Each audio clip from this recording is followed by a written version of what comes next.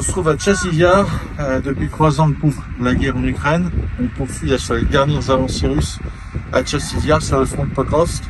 Et pour nous soutenir, n'hésitez pas à vous abonner et à vous procurer notre magazine, car sans vous, notre travail est tout simplement impossible. Merci à tous.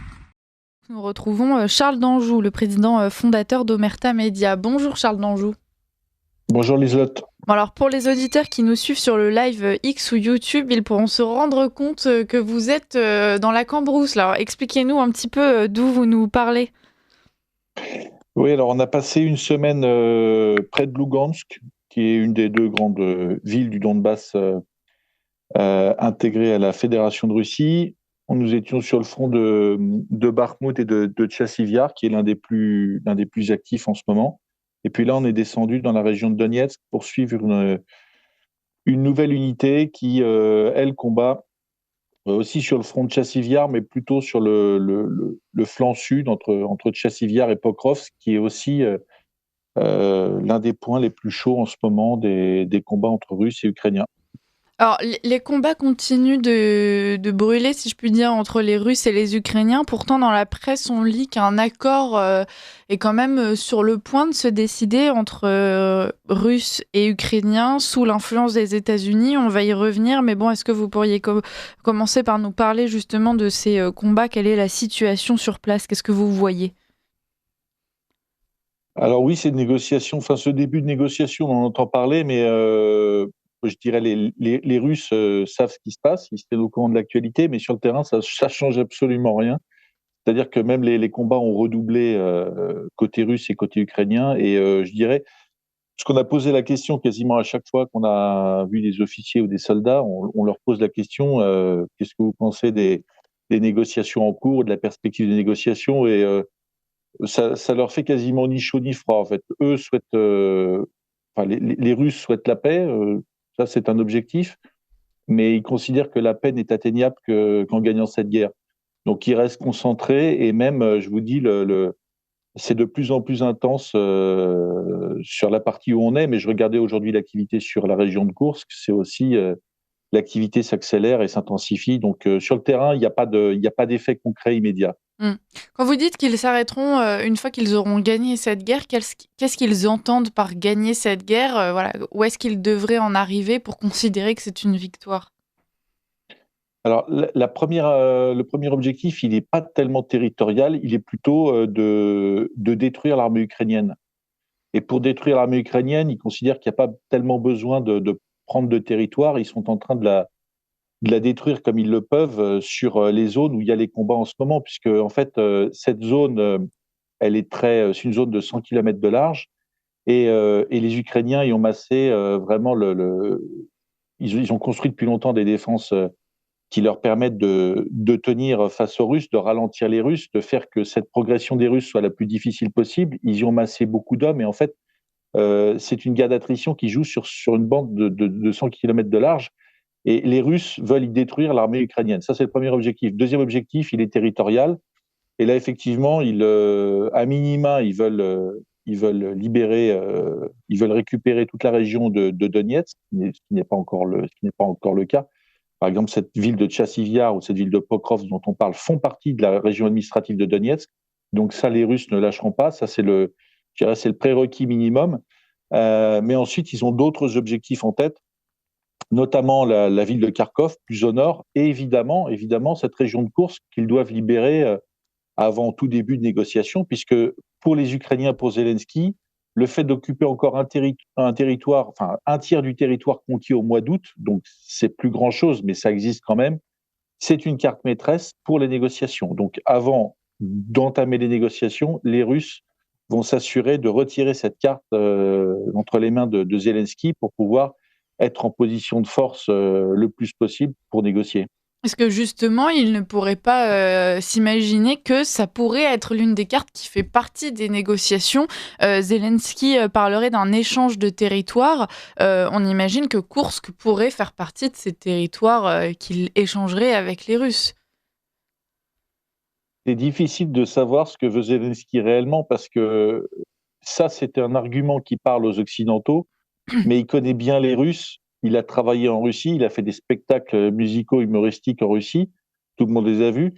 Il ne peut pas imaginer un seul instant que les Russes acceptent. Surtout que c'est une question de temps, parce que le temps de reprendre la région de Koursk, allez, on va dire que c'est 6 mois, mais c'est pas, on n'est pas sur des années. Donc, je pense qu'il sait que du point de vue des Russes, c'est inacceptable. Et nous, on a posé cette question aux Russes qu'on a vu, et c'est totalement inenvisageable. Enfin, quand on leur pose la question, c'est le faux rire immédiat, quoi. Ouais, bon, effectivement, alors ça part mal pour Zelensky. Là, récemment, je crois, vendredi, c'est la ville de Torets qui est tombée. Est-ce que ça avait une importance stratégique pour les Ukrainiens, Charles d'Anjou? Bah, toutes les villes de cette région ont une importance stratégique parce que après ces villes, il reste quelques villes encore. Il y a Pokrovsk, il y a Tchassiviar. Après, il y a Slaviansk et Kramatorsk. Mais une fois qu'on a passé ces quatre villes principales, ensuite, jusqu'au Dniepr, il y a que des petits villages et que des champs. Donc, si les Ukrainiens, la ligne de défense ukrainienne pour pouvoir bloquer les Russes, c'est justement ces villes. Et les Russes mettent une pression énorme en ce moment. Les Ukrainiens résistent comme ils le peuvent et ils résistent très bien. Souvent, j'ai entendu que les Ukrainiens étaient démotivés, etc. L'armée ukrainienne a des problèmes, l'armée russe a des problèmes, l'armée ukrainienne a des problèmes de mobilisation, elle a des problèmes de ressources, etc. Mais les soldats ukrainiens qui sont sur le front se battent. Ça, on sent que les Ukrainiens résistent aux Russes et qu'ils ne lâcheront pas facilement. Mais tout se joue en fait sur ce secteur. Et la ville de Toretsk, oui, c'est un bastion ukrainien avec des défenses urbaines très importantes. Et il faut bien s'imaginer que aussi on dit que c'est une guerre où il y a des assauts, etc. Que les Russes, perdent 1000 hommes par jour dans des assauts inconsidérés, etc. Nous, ce qu'on voit sur le terrain, c'est pas du tout. C'est des combats urbains qui se font avec des drones, avec la progression de toutes petites unités. Et les deux armées sont assez précautionneuses. Autant elles ont beaucoup de drones de part et d'autre, donc la guerre se fait essentiellement aujourd'hui à coup de drones. Autant de part et d'autre, on est assez économe en hommes parce qu'on sait que si la guerre dure, on a besoin de ressources. Et pour éviter d'avoir à mobiliser de manière trop large dans les populations, eh bien, il faut faire l'économie des hommes et du matériel le plus possible. Mmh. Vous parlez des Ukrainiens qui se battent vaillamment sur le front, qui continuent d'essayer de résister aux Russes. Comment est-ce que ces soldats vivent? Alors vous avez peut-être des échos, même si vous êtes plutôt du côté russe et que c'est donc par définition des Russes que vous rencontrez surtout, mais est-ce que vous avez des échos de la façon dont les Ukrainiens vivent ces annonces de Zelensky qui expliquent qu'il va échanger des territoires? Est-ce qu'ils sont soulagés par cette perspective de paix, ou est-ce que ce sentiment identitaire que Zelensky a motivé aussi pour les inciter à défendre leurs terres, etc., du coup se heurte à ces accords qui semblent se dessiner?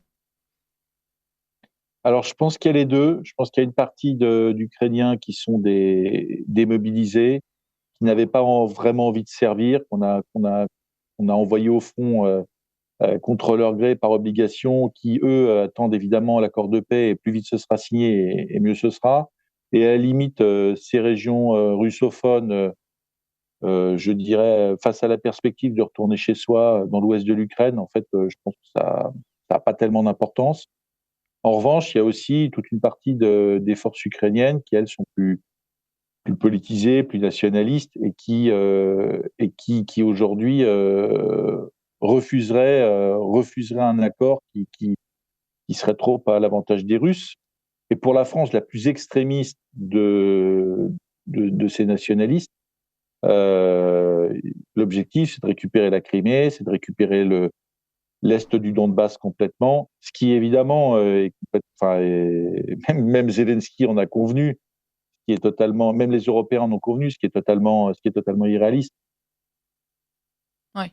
Alors justement, si jamais ce sont les décisions qui sont prises par Volodymyr Zelensky, est-ce que ce serait envisageable qu'il y ait une guerre interne en Ukraine, avec cette frange qui suivra Zelensky et ses tentatives de paix, qui se pliera à ces échanges qui devront se produire, et puis un groupe d'Ukrainiens qui va les refuser, et donc est-ce qu'on se dirige pas d'une certaine façon vers une guerre civile en Ukraine?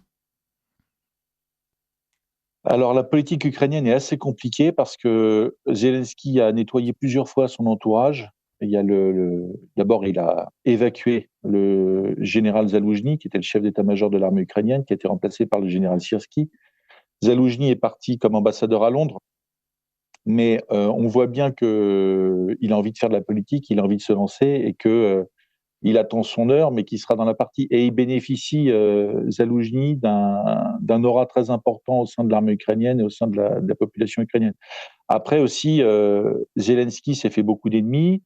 Son ancien ministre des Affaires étrangères, Kouleba, est parti aux États-Unis, mais euh, il y a autour de Zelensky, peut-être que c'est le propre de ces grands dirigeants, quand ils procèdent comme ça à des nettoyages de leur entourage proche, il se fait des inimitiés et je pense qu'il est attendu au tournant, surtout que comme les élections présidentielles ukrainiennes qui devaient avoir lieu l'année dernière n'ont pas pu se tenir, eh bien aujourd'hui il est un peu un président illégitime et donc quand la guerre s'arrêtera, comme vous l'avez souligné, il y a fort à parier qu'il y ait des règlements de compte au moins politiques et que toute une partie des gens qui ont mené cette guerre et envie de dégager Zelensky. Oui, il y a fort à parier que. Après, Zelensky est quelqu'un de très intelligent et faut dire aussi que c'est un redoutable politique. Donc, mais l'après-guerre risque d'être très compliqué pour lui. Oui. Mmh. On va parler des États-Unis puisque, et bien évidemment, Donald Trump joue un rôle clé dans ces négociations. On l'a vu depuis sa nomination, il enchaîne les prises de parole, les prises de décision. Voilà, est-ce que vous pourriez nous en dire plus d'ailleurs? Commençons par là, sur le rôle de Donald Trump dans ces négociations qui pourraient commencer incessamment sous peu entre la Russie et l'Ukraine. Donald Trump, comme sur tous les sujets, sur le sujet du wokisme, sur le sujet du commerce extérieur, fait preuve d'un volontarisme qui est sans équivalent peut-être sur la planète, puisque il instaure un rapport de force qu'il est quasiment, de son point de vue, certain de gagner, et donc il tord le bras systématiquement à ses interlocuteurs. On l'a vu avec le président colombien sur le renvoi de migrants, par exemple. On l'a vu avec Justin Trudeau qui réagit la voix tremblante, à deux doigts de pleurer face aux annonces, euh, à aux nouvelles taxations sur l'import de produits canadiens. On voit bien que la méthode Trump, elle marche.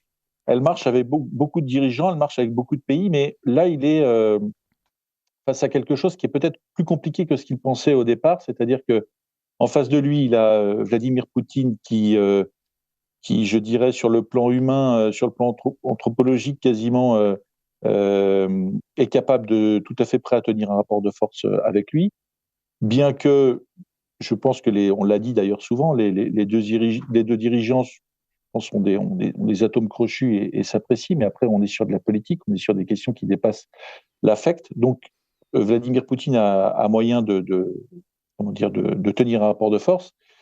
Et puis de l'autre côté, Zelensky est très dépendant des États-Unis, pas seulement financièrement, mais surtout pour les questions de fourniture de matériel, puisque il suffit pas d'avoir de l'argent pour mener une guerre. Il faut de l'argent, bien sûr, pour faire fonctionner l'État ukrainien, pour acheter des armes, mais pour acheter des armes, il faut quelqu'un qui veuille bien vous les vendre. Aujourd'hui, le complexe militaro-industriel européen est incapable de produire ce dont l'Ukraine a besoin, même si l'Ukraine a les finances pour acheter. Donc, le matériel aujourd'hui, pour que l'Ukraine puisse continuer à poursuivre cette guerre, il est dans les stocks de l'armée américaine. C'est du matériel d'occasion de l'armée américaine. Voilà. Donc, et Zelensky, en fait, peut-être contrairement à ce que pensait Trump, peut-être que Trump l'a un peu sous-estimé, c'est que Zelensky bénéficie du soutien des dirigeants européens. Et ça, je voyais aujourd'hui, Trump est aujourd'hui, qui au départ a dit qu'il réglerait la guerre en 24 heures, qui ensuite a désigné le général Kellogg comme l'intermédiaire, le faiseur de paix en lui laissant 100 jours pour réussir. Je voyais aujourd'hui que Trump est obligé de consulter les Européens. Donc, ça n'enlève rien à son volontarisme. Simplement, je pense qu'il est peut-être en train de comprendre que il y a quelques contraintes côté russe, dans la volonté russe, dans la capacité russe à faire la guerre, avec les alliés de la Russie, comme la Chine, par exemple, qui soutiennent, Et puis de l'autre côté, que Zelensky a aussi, lui, ses sponsors son fan club, qui aujourd'hui est en Europe et qui est, je dirais, sur un niveau d'engagement comparable à celui de Biden, voire même peut-être encore au-dessus. Est-ce que Zelensky ne risque pas de perdre justement ses sponsors européens? Charles d'Anjou, il a dit récemment: les garanties de sécurité sur l'Amérique ne sont pas de vraies garanties de sécurité. Donc bon, là, ça dénote quand même un certain échec de l'Union européenne et puis de la France, on en parlera. Mais surtout, ensuite, il explique que voilà, il pense déjà à l'après-guerre et que dans l'éventualité où les États-Unis s'engageraient voilà, dans ces accords de paix, etc., eh bien, il y aurait beaucoup d'opportunités pour les entreprises américaines. Donc, il le dit, tant dans la reconstruction de l'Ukraine d'après-guerre que dans l'extraction des ressources naturelles ukrainiennes. Aujourd'hui, les pays européens ont conscience que Donald Trump va leur mener une guerre économique. En tout cas, c'est ce qui se profile très sérieusement. Est-ce qu'ils ne vivraient pas, ces sponsors européens, est-ce qu'ils ne considéreraient pas la position de Zelensky comme une trahison, en quelque sorte, d'accueillir l'ami américain sur son sol, alors que, justement, il prévoit de mener cette guerre aux Européens? Oui, absolument. Le problème, c'est que je dirais c'est déjà fait en partie, puisque l'année dernière, Zelensky a signé un accord avec BlackRock, qui est un fonds de pension américain, pour justement la reconstruction de l'Ukraine après-guerre.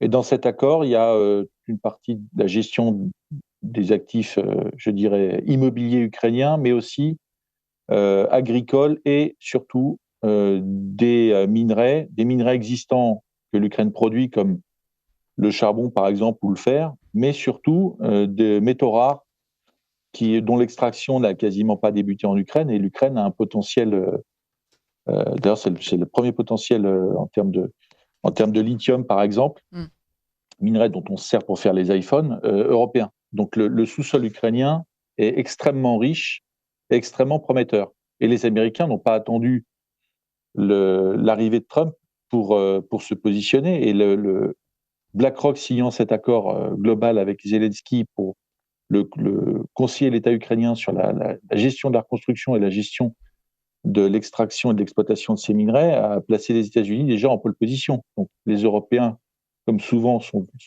en retard. Et puis deuxièmement, en fait, l'Ukraine est un peu pieds et poings liés aux États-Unis, puisque les subsides ukrainiens dépendent du FMI.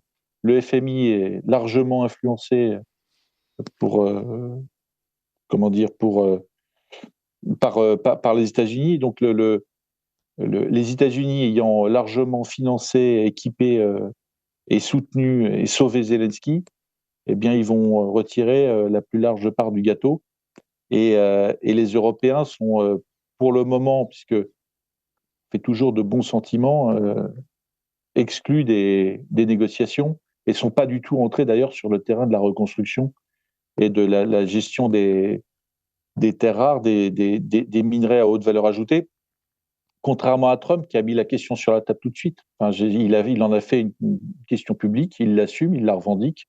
Ce que les Européens, pour l'instant, ne font absolument pas. On a l'impression que ça ne les intéresse pas. Que le contribuable européen, le contribuable français a payé pour l'Ukraine, mais n'aura jamais, je dirais, ni remboursement, ni aucune plus-value dans la vie économique ukrainienne d'après-guerre.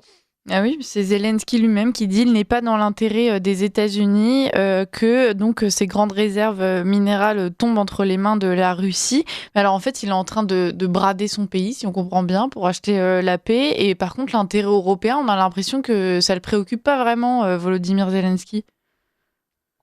Oui, il faut rappeler aussi que ces terres, alors les terres agricoles, c'est globalement toute l'Ukraine, y compris l'Ukraine de l'Ouest en fait, qui est dont les terres sont très fertiles.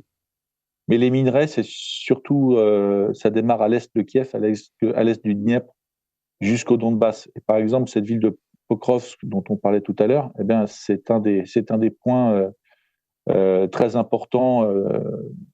Et le sous-sol de Pokrovsk, par exemple, est extrêmement riche.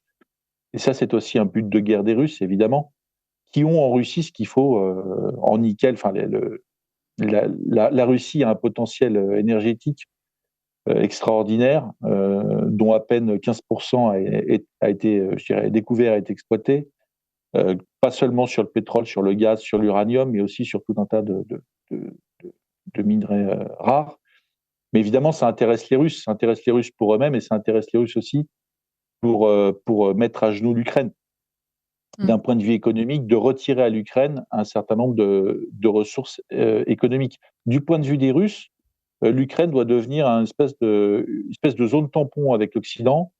Et pour ce faire, ils doivent, un, détruire l'armée ukrainienne, deux, faire en sorte que l'Ukraine ne soit plus qu'un pays sous subside et n'ait pas, je dirais, de ressources propres lui permettant de mener une nouvelle guerre. Voilà.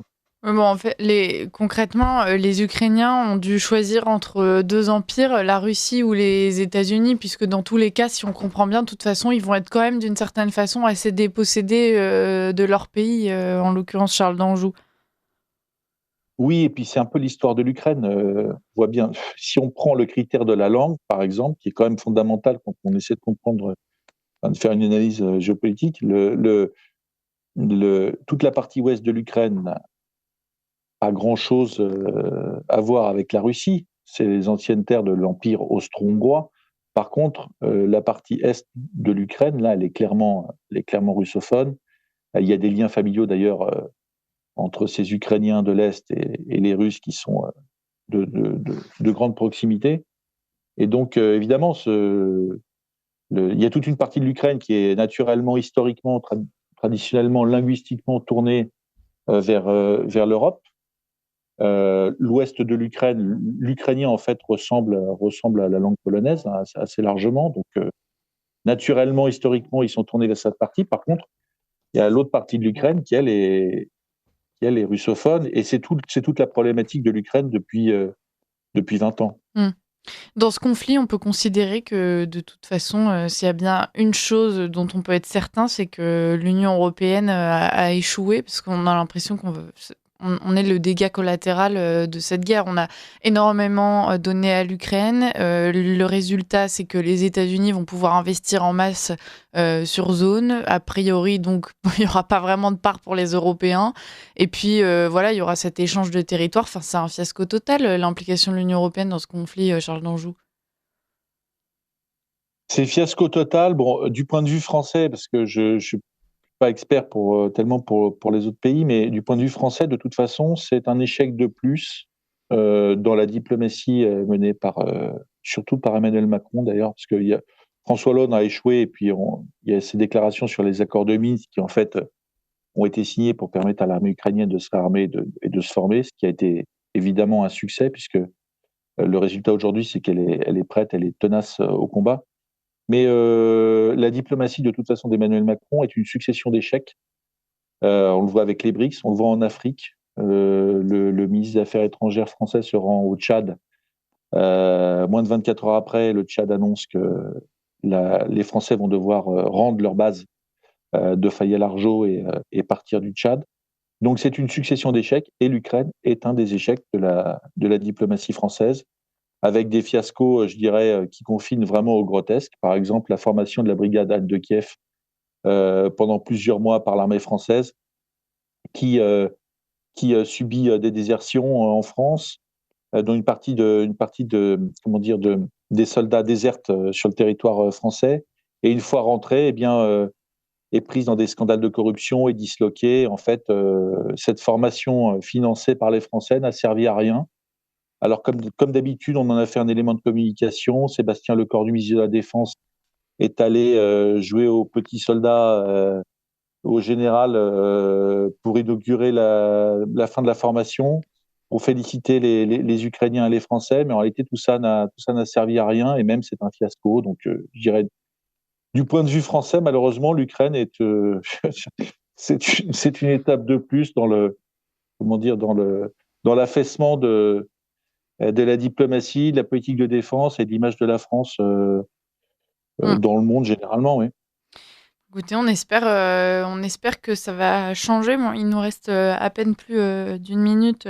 Charles d'Anjou, est-ce que vous pourriez nous dire là quelle est la suite de votre programme avant de rentrer en France? On vous retrouvera évidemment à votre retour, évidemment.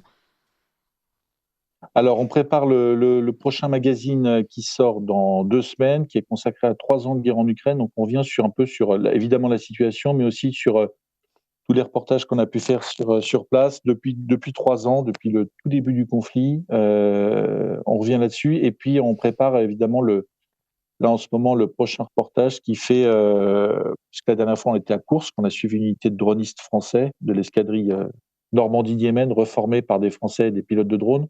On a fait un reportage aussi dans la région de Koursk sur la contre-offensive russe. Et là, on est sur un secteur qui n'a pas été beaucoup couvert, qui est celui de Tchassiviar et Pokrovsk, et qui est là où les Russes, je dirais, poussent le plus en ce moment. Et ce reportage, il sera à retrouver dans le magazine, donc dans 2 semaines, en kiosque, et aussi en version vidéo sur notre application mobile Omerta. Puis vous reviendrez d'ici là pour nous en parler. Merci beaucoup Charles d'Anjou Avec d'avoir plaisir. été avec nous ce matin, donc depuis le front. Bon courage pour la suite de votre reportage et puis je vous dis à très bientôt. Merci Liselotte, merci à tous.